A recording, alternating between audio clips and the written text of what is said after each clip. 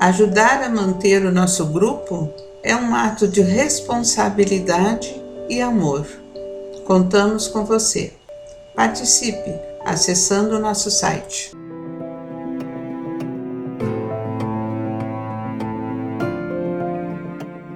Olá, meus amigos, muito especial, nossos irmãos queridos do Grupo Espírita Francisco Xavier. Estamos aqui mais uma vez para dar continuidade à nossa leitura do livro Libertação, pelo Espírito André Luiz, na psicografia do nosso querido Francisco Cândido Xavier. A última gravação, o último vídeo, foi o capítulo 10, a última leitura, que foi em aprendizado. André acompanha Maurício, no espírito do médico, no seu lar, onde, por nossa surpresa, a transformação da segunda esposa dele, o perispírito, aparece como uma bruxa. Surpreendente, E de muita lição foi esse capítulo. Mas hoje nós vamos ler o capítulo 11, Valiosa Experiência. Vamos lá, então, Atento à sugestão do médico amigo, no dia imediato, pela manhã, dispôs-se Gabriel a conduzir a esposa ao exame de afamado professor em ciências psíquicas, no intuito de conseguir-lhe cooperação benfazeja. Pude reparar, então, que a liberdade dos homens no terreno da consulta é quase irrestrita, porquanto, de nosso lado, Gúbio demonstrou profundo desagrado, asseverando-me, discreto, que tudo faria por impedir a providência que somente seria profícua e aconselhável, a seu parecer, através de autoridade diferente no assunto. O professor indicado era, segundo a opinião do nosso desvelado orientador, admirável expoente de fenômenos, portador de dons medianínicos notáveis, mas não oferecia proveito substancial aos que se acercavam dele, por guardar a mente muito presa aos interesses vulgares da experiência terrestre. Veja só, Que desperdício, uma qualidade de um médium tão grandiosa, E se desviou, para outras coisas, outros interesses físicos na nossa terra, Vamos lá. Fazer psiquismo, falou meu instrutor, em voz quase imperceptível, é atividade comum, tão comum quanto qualquer outra. O essencial é desenvolver trabalho santificante, visitar medianeiros de reconhecida competência no trato entre os dois mundos, senhores de faculdades magníficas no setor informativo, é o mesmo que entrar em contato com os donos da soberba fortuna. Se o detentor de tão grandes bens não se acha interessado em gastar os recursos de que dispõe a favor da felicidade dos semelhantes, o conhecimento e o dinheiro apenas lhe agravarão os compromissos no egoísmo praticado, na distração inoperante ou na perda lamentável de tempo. Que lástima, Uma grandeza espiritual que ele poderia, conquistar. Esses tipos, de trabalho que fazem por aí, Vamos continuar. Apesar da oportuna observação, notamos que o esposo da obsediada não oferecia receptividade mental que nos favorecesse a modificação desejável. Tudo que o nosso esforço sutil para colocá-lo noutro caminho redundou em fracasso. Gabriel não sabia cultivar a meditação. Embora visivelmente preocupado, comentou o orientador: de qualquer modo, aqui nos achamos para ajudar e servir. Acompanharemos o casal nessa nova aventura. Em breve tempo, estaríamos em contato com um psiquista lembrado. Com muito interesse, como quem sabia de antemão o sucesso que se desdobrariam, Saldanha acompanhou as mínimas providências sem desgarrar-se da jovem senhora. Lembre que Saldanha é aquele obsessor que está lá firme, né? Montando tudo, amando do nosso sacerdote Gregório, né? Alguns minutos antes das 11 do dia, encontrávamos todo em vasto salão de espera, aguardando a chamada. Mais 3 grupos de pessoas ali se congregavam em ansiosa espera.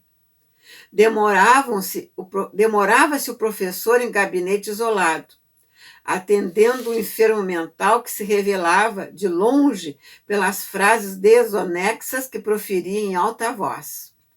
Reparei que os presentes se faziam seguidos de grande número de desencarnados. Para definir corretamente, a casa inteira mais se assemelhava à larga colmeia de trabalhadores sem corpo físico. Entidades de reduzida expressão evolutiva iam e vinham, prestando pouca atenção à nossa presença.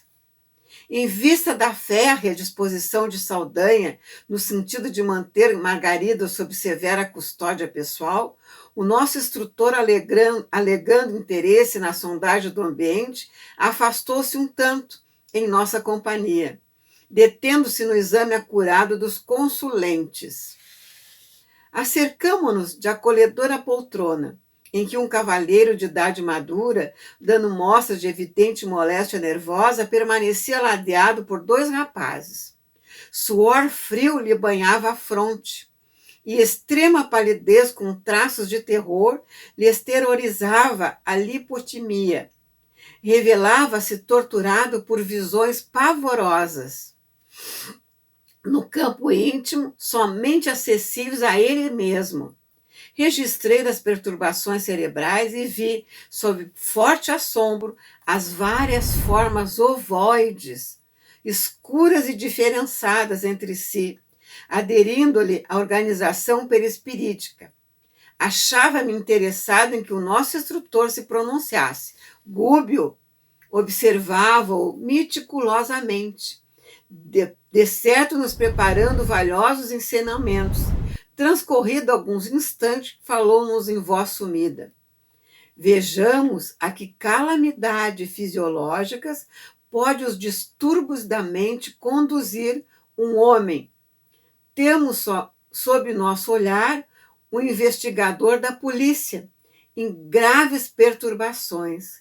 Não soube deter o bastão da responsabilidade. Dele abusou para humilhar e ferir. Durante alguns anos, conseguiu manter o remorso à distância. Todavia, cada pensamento de indignação das vítimas passou a circular-lhe na atmosfera psíquica, esperando ensejo de fazer-se sentir. Com a maneira cruel de proceder, atraiu não só a ira de muita gente, mas também a convivência constante de entidades de péssimo comportamento que mais lhe arruinaram o teor da vida mental. Chegado o tempo de meditar sobre os caminhos percorridos, na intimidade dos primeiros sintomas de senectude corporal, o remorso abriu-lhe grande brecha na fortaleza em que se entrincheirava as forças acumuladas dos pensamentos destrutivos que provocou para si mesmo, através da conduta irrefletida a que se entregou levianamente. Libertadas de súbito pela aflição e pelo medo, quebraram-lhe a fantasiosa resistência orgânica. Quais tempestades que se sucedem furiosas, esbarrodando a represa frágil com que se acreditava conter o impulso crescente das águas, sobrevindo à crise, energias desequilibradas da mente em desvario, vergastaram-lhe os delicados órgãos do corpo físico. Os mais vulneráveis sofreram consequências terríveis, não apenas o sistema nervoso, padece tortura incrível. O fígado traumatizado inclinava-se para a cirrose fatal. Vejam, meus amados, o que faz um remorso, né? Ele cria, além do que a gente possa imaginar, mais tortura. E aquilo passa tudo para a parte física, trazendo doenças, né? O desgaste dos órgãos. Imagina a mente, como é que não fica. E ele já com os ovoides, né? Grudadinho nele, no perispírito, transmitindo tudo isso, né? Acarretando mais energia negativa, né? Mas vamos continuar, que está bem interessante essa lição, né? Sentindo-nos as interrogações silenciosas do olhar, quanto à solução possível naquele enigma doloroso, o orientador acentuou. Este amigo, no fundo, está perseguido por si mesmo, atormentado pelo que fez e pelo que tenha sido. Só a extrema modificação mental para o bem poderá conservá-lo no vaso físico. Uma fé renovadora, com esforço de reforma persistente e digna da vida moral mais nobre.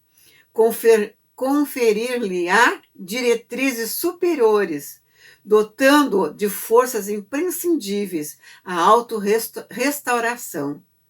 Permanece dominado pelos quadros malignos que improvisou em gabinetes isolados e escuros, pelo simples gosto de espancar infelizes, a pretexto de salvaguardar a harmonia social.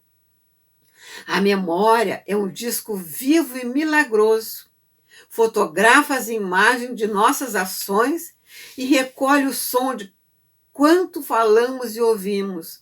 Por intermédio dela, somos condenados ou absolvidos dentro de nós mesmos. Olha, muito interessante essa lição. Muito mesmo. A fotografia das imagens ficam gravadas, né? São as fotografias do pensamento, que está muito bem explicado no capítulo 14 da Gênesis. Se a gente tiver alguma dúvida, vai lá dar uma olhadinha. É bem interessante essa parte da fotografia do pensamento. Porque tudo, né, que a gente pensa, que a gente acha, que a gente domina, vai ser fotografado por nós mesmos. Como está aqui a explicação, muito, muito elucidativa mesmo, né? Vamos continuar com a lição. O assunto era sedutor, mas talvez não para acordar demasiada atenção e saldanha em outros espíritos menos educados, que nos contemplavam curiosamente. Gúbio passou a reparar conosco outro caso. Abeiramo-nos de um divã em que respeitável senhora se sentava ao lado de jovem clorótica, parecendo-me avó e neta. Dois espíritos de aspecto sinistro rodeavam a menina, qual se devesse estar custodiada por guardiões tirânicos. Olha que interessante. A matrona aflitivamente aguardava o instante da consulta. A jovem que proferia disparates não falava por si. Fios tênues de energia magnética ligavam-lhe o cérebro à cabeça do irmão infeliz que se lhe mantinha à esquerda. Achava-se absolutamente controlada pelos pensamentos dele, a maneira de magnetizado e magnetizador. A doente ria sem propósito e conversava a esmo, reportando-se a projetos de vingança com todas as características de idiotia e inconsciência. Outro caso, né, bem profundo. Gúbio examinou-a com a atenção habitual e informou: encontramos aqui doloroso drama do passado. A vida não pode ser considerada na conta estreita de uma existência carnal. Abrange a eternidade, é infinita nos séculos infinitos. Essa menina comprometeu-se gravemente no pretérito, desposou um homem e desviou-lhe o irmão mais vicioso no caminho. Desviou-lhe o irmão para vicioso caminho. O primeiro suicidou-se e o segundo asilou-se no fundo vale da loucura. Eis-lo presentemente ao lado dela para a deplorável vindita. Na atualidade, a avózinha preparou-lhe um casamento nobre, receando deixá-la no mundo entregue a si própria. Entretanto, em véspera de concretização do plano benéfico, ambas as vítimas do outro tempo, mentalmente cristalizadas no propósito de desforra, buscam impedir-lhe a união esponsalícia.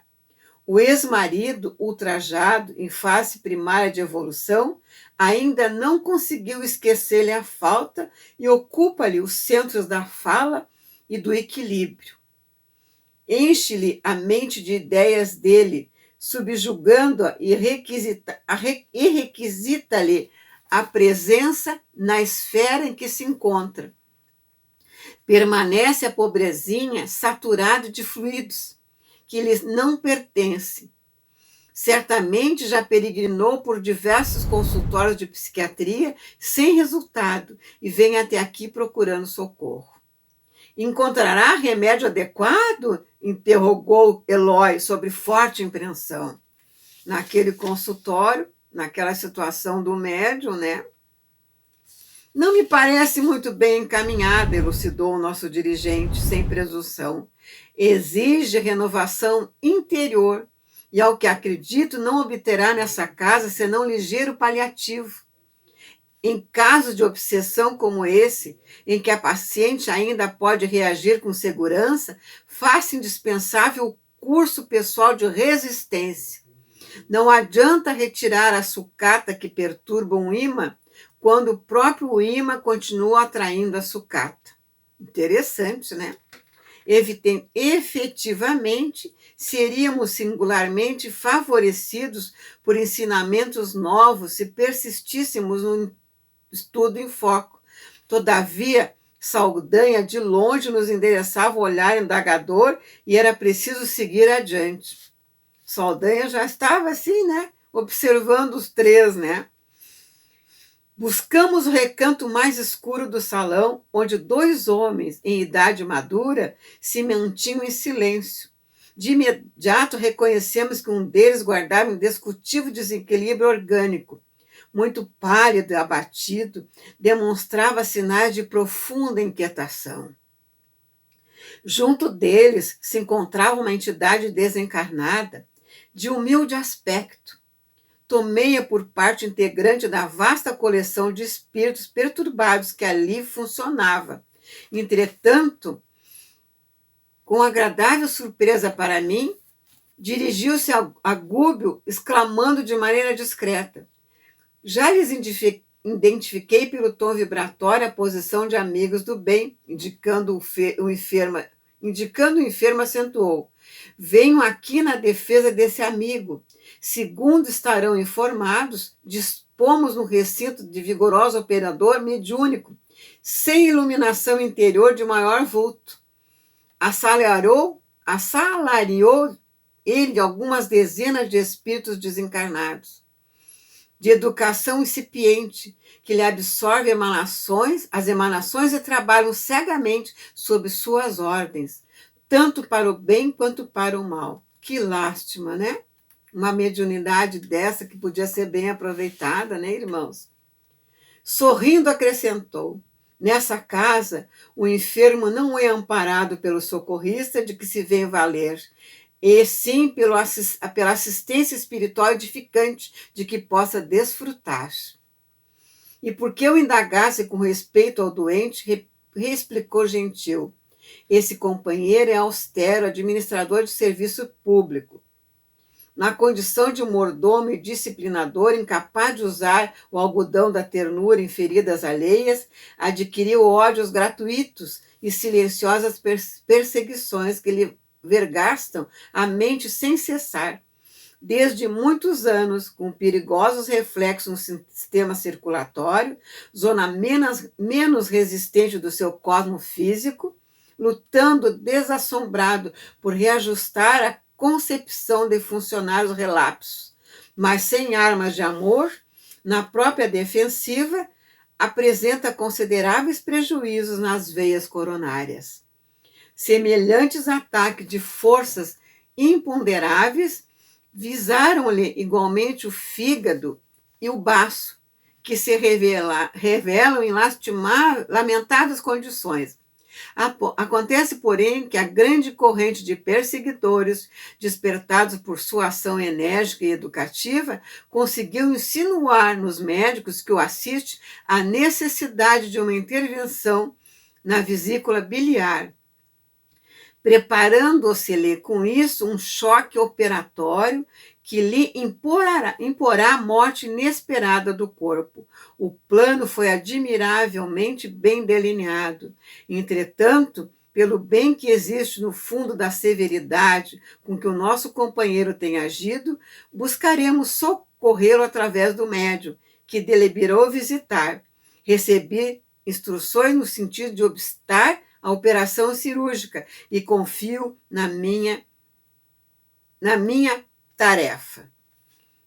Francamente, eu gostaria de levar a efeito um exame no paciente para verificar até que ponto havia sofrido os golpes mentais em serviço, mas o olhar de Gúbio se fizera imperativo. E aqui nós vamos encerrar a primeira parte do capítulo 10, né, meus amados? Não, do capítulo 11, desculpe. Isso. Muito interessante. E uma coisa a gente tem que se dar conta, né?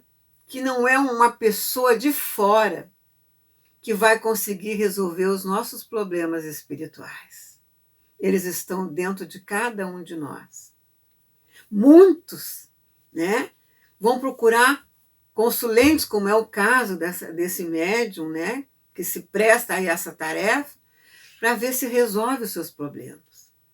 Mas não é assim que a gente resolve. E através da doutrina nós aprendemos isso, né? Que cada um busca dentro de si aquilo que conquistou.